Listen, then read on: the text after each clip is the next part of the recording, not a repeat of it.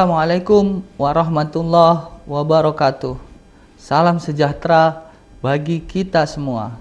Perkenalkan, saya Amrullah, dosen di Fakultas Ilmu Komputer dan Teknologi Informasi Universitas Muhammadiyah Sumatera Utara dengan spesialis dalam bidang sistem informasi. Di video ini merupakan bagian dari pernyataan diri dosen dalam unjuk kerja Tridharma Perguruan Tinggi atau disingkat dengan PDD UKT-PT untuk sertifikasi dosen pada tahun 2025. Di sini saya akan menjelaskan metode pengajaran DIA atau Delivery Interaction Assessment yang akan saya terapkan dalam mata kuliah Enterprise Resource Plan yang disingkat dengan ERP berbobot 3 SKS yang diajarkan pada semester genap. Mengapa ERP penting di era digital ini? ERP merupakan tulang punggung transformasi bisnis dan teknologi.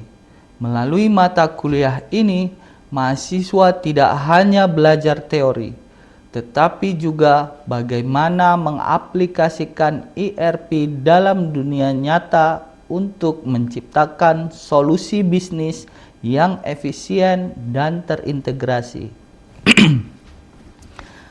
Adapun pembahasan materi ERP diantaranya, yang pertama adalah konsep dasar ERP. Kita akan belajar apa itu ERP dan mengapa semua perusahaan besar menggunakannya. Kita juga akan membongkar definisi, sejarah evolusi, dan mengapa ERP menjadi kunci efisiensi bisnis modern hingga saat ini.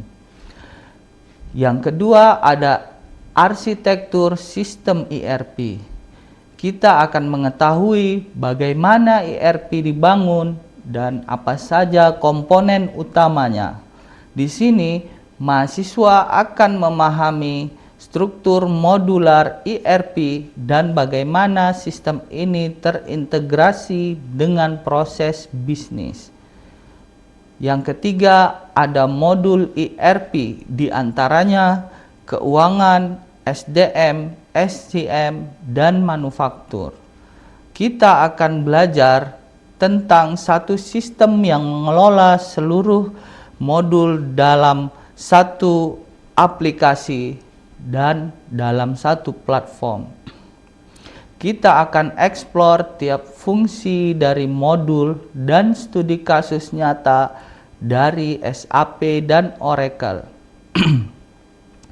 Yang keempat, proses bisnis dan integrasi ERP.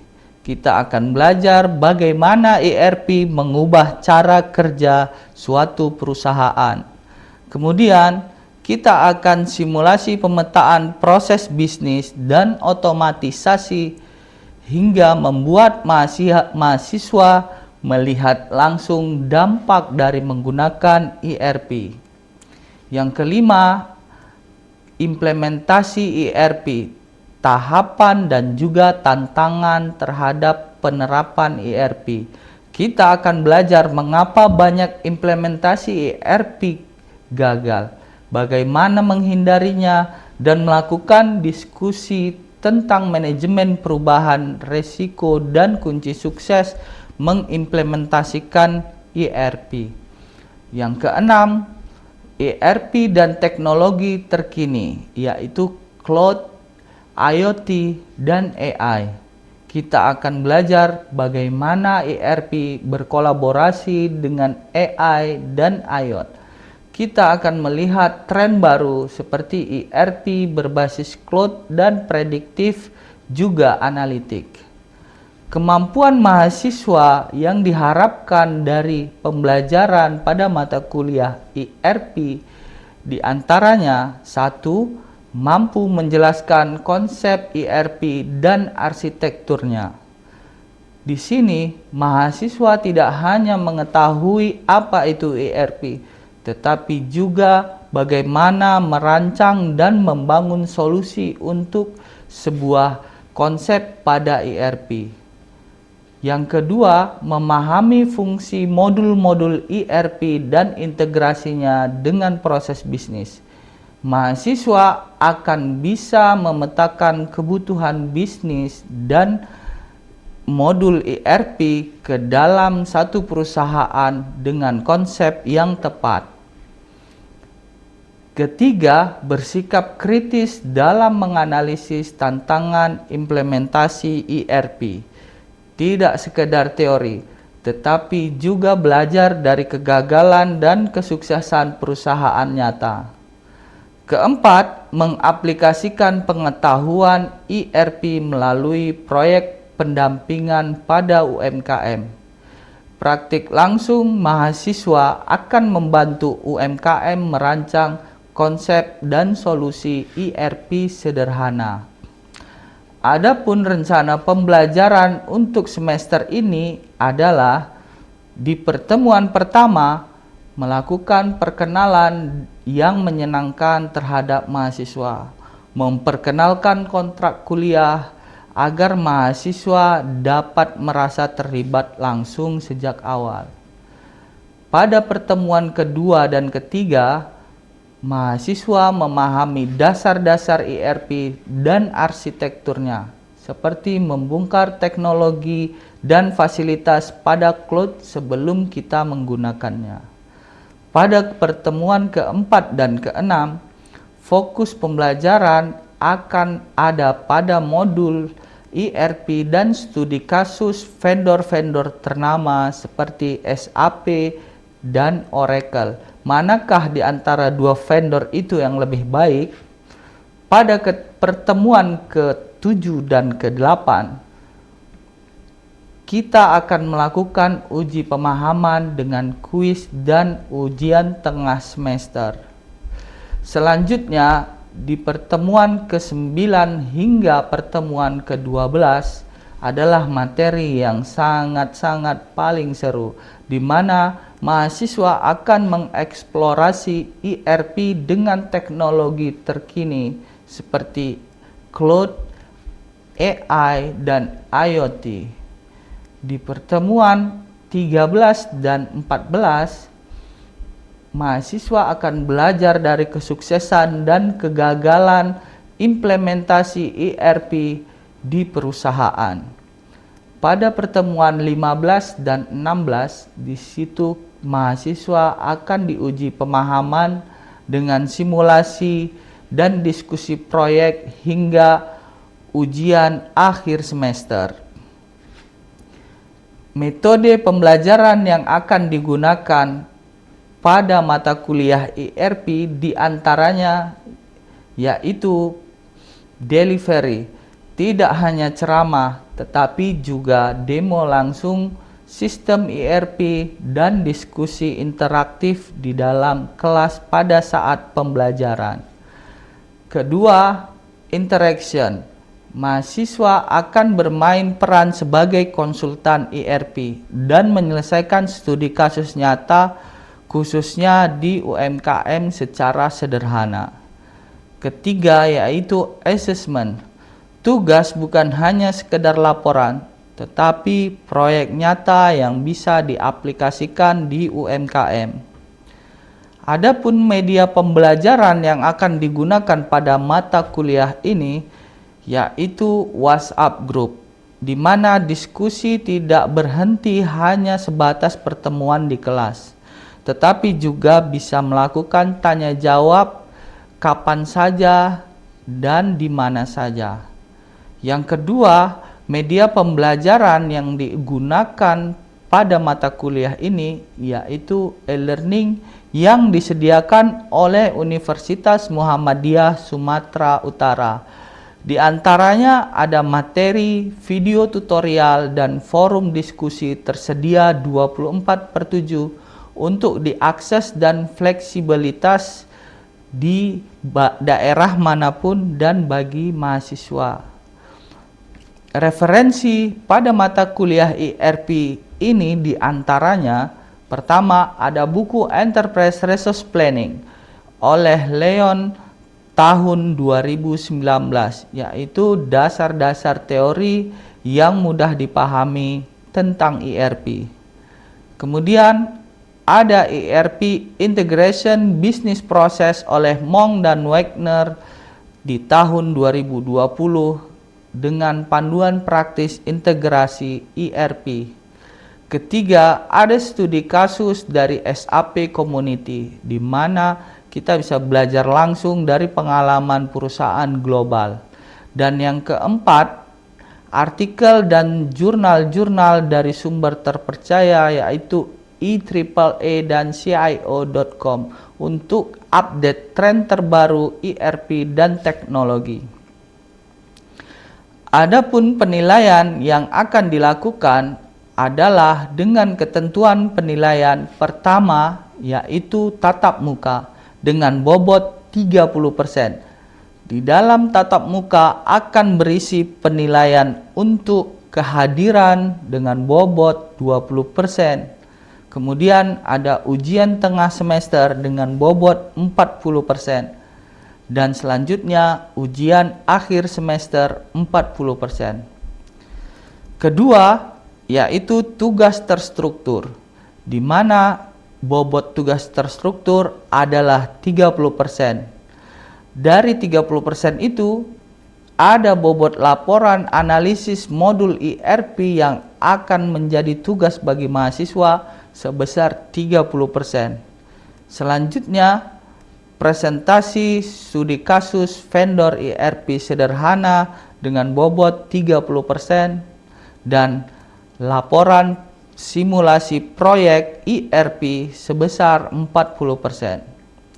Ketiga, tugas mandiri dengan bobot 30%, di mana tugas mandiri akan berisi review jurnal ERP terkini sebesar 60% untuk bobotnya dan kuis dengan bobot 40%. Keempat adalah attitude dengan bobot 10%.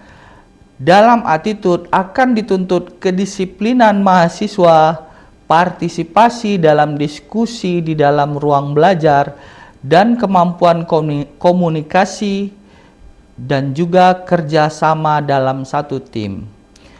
Jadi, total penilaian adalah sebesar 30% bobot tatap muka ditambah 30% bobot tugas terstruktur ditambah 30% bobot tugas mandiri dan ditambah 10% bobot tugas attitude adalah 100%. Sebagai penutup, mata kuliah ini dirancang untuk membekali mahasiswa dengan keterampilan ERP yang siap berkompetisi pada dunia industri. Saya percaya dengan pendekatan DAA, mahasiswa tidak hanya menjadi pengguna ERP, tetapi juga agen perubahan yang mampu mentransformasi bisnis melalui teknologi. Demikian video ini saya buat untuk mata kuliah ERP. Semoga video ini bisa bermanfaat untuk kita semua, serta dapat memenuhi salah satu syarat untuk pernyataan diri dosen dalam unjuk kerja Tridharma Perguruan Tinggi atau yang disingkat dengan PDD UKT-PT. Demikian saya sudahi. Wassalamualaikum warahmatullahi wabarakatuh dan salam sejahtera untuk kita semua. Selanjutnya terdapat video pembelajaran saya di kelas melalui tatap muka untuk mata kuliah ERP.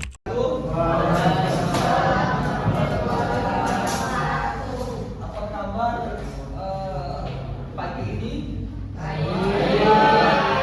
Oke, sebelum kita mulai belajar, mari kita berdoa agar materi yang kita dapat hari ini sedikit banyaknya bisa kita ambil dan bermanfaat bagi kehidupan kita. Doa dimulai. Doa selesai. Oke, terkait pembelajaran kita minggu yang lalu, pengenalan dengan enterprise apa aja sih yang ada di dalam modul Enterprise Resource Plan ini? Nah, apa sih manfaatnya modul yang ada di Enterprise Resource Plan ini, gitu ya? Yang pertama, kalau dengan semua modul itu terpenuhi, data yang kita pakai, data yang disimpan dalam sistem itu harusnya real time, ya, real time. Jadi ini konsep satu data dan sistem cloud, ya, sistem cloud. Kemudian setiap modul, ya, setiap modul itu saling terintegrasi, mulai dari front end untuk media marketingnya, kemudian untuk suppliernya, kemudian untuk customer, kemudian untuk pengkajian, sistem backup data sampai ke pengamanan sistemnya, ya. Nah, yang pertama itu yang jelas perusahaan pasti mau tahu putaran pendanaan di dalam 1 kali 24 jam, kan gitu kan. Walaupun statusnya kantor tidak ada aktivitas karena ada office hour di jam 8 sampai dengan jam 5 sore, tapi sistem itu kan 1 kali 24 jam. Nah, keuangan, proses pembelian, proses penjualan, retur barang, dan transaksi, customer service, juga pelayanan untuk keluhan pelanggan itu juga harus berjalan. Jadi selama ada perputaran pendanaan di situ, berarti harus ada modul keuangan dan akuntansi yang jelas, gitu kan. Pertama ada pengelolaan transaksi untuk modul akuntansi, kemudian ada modelnya, model FIFO-LIFO, kemudian pelaporan keuangan, kemudian ada kepatuhan regulasi dan transparansi untuk transaksi. Jadi bisa juga transaksi itu dilakukan di luar sistem, tapi kan bukan punya perusahaan. Kalau ada permasalahan, ya itu tidak jadi tanggung jawab perusahaan, kan gitu. Karena kan sekarang banyak, ya, mengatasnamakan perusahaan-perusahaan besar, padahal perusahaan itu udah pakai ERP konsepnya. Jadi transaksi yang dilakukan di luar dari transaksi keuangan yang dilakukan di luar dari perusahaan itu mengatasnamakan karyawan atau perusahaan, ya kan, dengan alibi dia adalah agent atau pihak ketiga dari perusahaan, itu bisa dibantah karena tidak di dalam sistem. Nah, itu yang bahaya untuk kita. Jadi kalau memang affiliate statusnya sama perusahaan, berarti kita punya legalitas. Dan transaksi juga bukan karena kita punya legalitas itu terjadi di luar perusahaan. Nah, affiliate itu statusnya harus membawa customer untuk transaksi di dalam perusahaan, gitu kan. Apa kalau di affiliate itu namanya kode promo, ya kan? Atau ada kode di bagian belakang link URL itu, kode untuk agent kamu dari aplikasi perusahaan. Jadi nggak ada namanya affiliate itu transaksinya di luar dari perusahaan.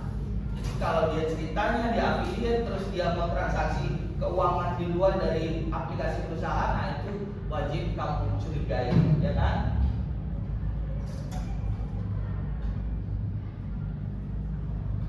Nah, kemudian apa manfaatnya modul keuangan ini? Ya pasti efisiensi pengolahan data, kan gitu kan. Kalau selama ini kan sebelum ada teknologi itu untuk beli sesuatu itu kita harus bawa cash, ya kan? Bawa cash. Ya paling enggak tuh harus ada kartu ATM atau debit, gitu ya kan. Nah, sekarang mau beli sesuatu misalnya bentuknya item itu, kita kayaknya datang ke perusahaan itu cuma modal bayar parkir kalau ada parkir, ya kan. Sisanya transaksi dengan QRIS, ya kan, atau auto payment dari virtual account di handphone kita, di akun bank kita, gitu kan. Jadi nggak ada lagi transaksi yang namanya manual atau tuh bawa cash kan. Makanya perusahaan bangun sistem ERP, akuntannya pengolahan data yang cepat, model paymentnya juga varian. Nah, jadi kamu bisa order dulu. Nanti mau bayar di mana nih? Kredivo bisa, kan gitu kan? Contohnya nih ya, Indomaret bisa. Misalnya nggak bawa handphone, ini kamu cuma validasi data aja tuh untuk orderannya, nanti dia keluarin bilnya kan gitu. Kamu mau bayar di mana? Kan nggak bawa handphone nih, bayar di Indomaret dekat rumah. Ya bisa, nanti estimasi waktunya itu sekitaran 1 atau 2 jam gitu. Nah, bisa di set ya. Kalau di sistem pembayaran otomatis rata-rata di dalam setiap website itu 1 kali 24 jam. Jadi kita ya order duduk order ya udah, nanti nunggu validasi pembayaran bisa sampai 1 kali 24 jam. Ternyata waktu order itu kan masih waiting list nih kan gitu kan, waiting list, kita check out, belum bayar, belum ada nih duitnya gitu. 5 menit kemudian ternyata ada masuk transfer, tinggal bayar, atau 2 jam kemudian ada masuk transfer, tinggal bayar, itu udah langsung valid ya, itu jadi transaksi kita. Kemudian mengurangi resiko kesalahan manusia. Jadi ya wajar lah, manusia itu tempatnya salah kan gitu ya. Jadi kira-kira nih, kalau mengurangi resiko, apalah kira-kira kalau kita nih sebagai karyawan di bagian keuangan bakal ngelakuin kesalahan. Coba Kak, apa kira-kira? Misalnya nulis buat nih kan gitu, mungkin nggak ada peluang salah nggak sama kita Kak? Ada ya? Salah hitung ya, benar, salah hitung kemudian salah input data ya kan. Misalnya ada promo diskon, ada kemungkinan dia salah promo diskon kan gitu kan. Nah, dengan ada sistem ini tinggal dicek barcode barangnya atau barcode itemnya, nanti ketahuan apakah barang ini promo atau tidak kan gitu kan. Jadi kesalahan penginputan data itu diminimalisir ya. Jadi sistem itu kayaknya nggak mungkin salah ya kan, sistem nggak mungkin salah, tapi termanipulasi dia gitu ya. Tapi kalau untuk modelan manusia ya pasti bakal ada kesalahan, ada celah kesalahan ya. Kemudian ada percepatan proses untuk pelaporannya. Jadi kalau kita yang buat dalam bentuk manual itu kan harus tercatat tuh ya kan, dicatati, nanti direkap ulang lagi baru ditotalin kan gitu. Nah, kalau model sistem akuntan dia begitu transaksi, karyawan di sini buat transaksi, manajer di sana udah bisa tengok perubahan dari pelaporan penjualannya otomatis ya, jadi datanya real time. Kemudian ada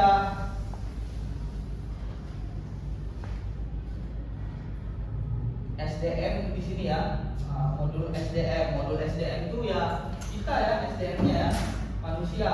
Ada untuk pengelolaan itu mulai dari absen, kehadiran ya kan. Perusahaan nggak mungkin dipecah datanya. Jadi tentang pengembangan satu data itu, kalau kita memakai aplikasi yang memang dia cloud itu dia udah pakai. Nah, jadi nggak perlu kamu pusing lagi mengembangkan. Misalnya mau modul penjualan nih, buat modul lagi nggak perlu. Nah, kalau sekarang udah dia paket langsung tuh.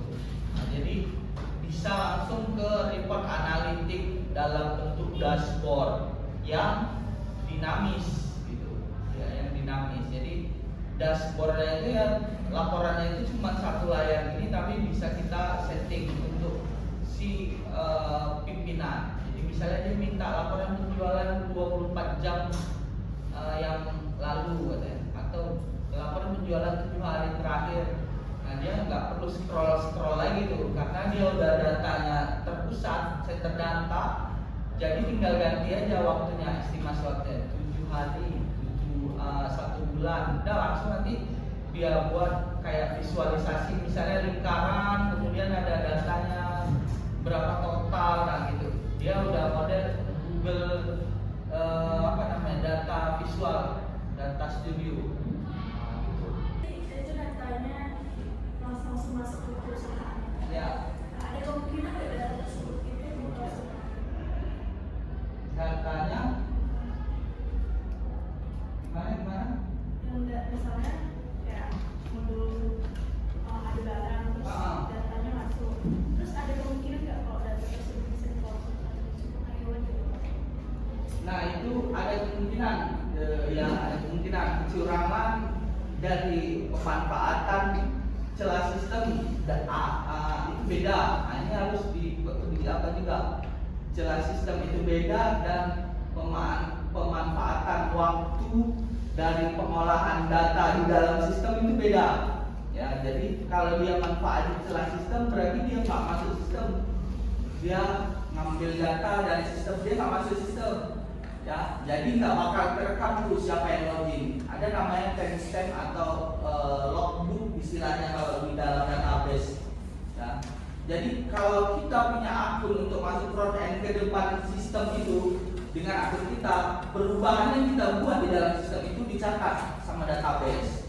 Nah, jadi kalau dia curang itu ada, tapi tetap nanti kecurangan itu bisa diketahui dari timestamp atau kegiatan di dalam server itu, di dalam database siapa usernya yang buat ini gitu. Nah, tapi kalau dia ngambil celah dari sistem itu bakal nggak kelihatan. Nah, jadi ada dua nih, tapi biasanya itu yang buat itu kalau curang itu kan buat dan itu ada yang dari luar sistem, ada yang sebagai operator dia kan dimanipulasi datanya. Kalau itu sebagai operator itu pasti ketahuan. Nah, kalau yang dari luar sistem itu juga ketahuan, nanti ada log server, ada log base-nya ada juga. Nah, itu bisa dicek tuh nanti dari mana, IP-nya di mana, terus aktivitas dia apa. Nah, itu ada. Ya itu nggak mudah sih kalau untuk ngejebol sistem yang kelas enterprise itu nggak mudah. Enterprise ya, apalagi ini statusnya framework ternama, misalnya di Odoo kita letak itu jarang ya kebobolan.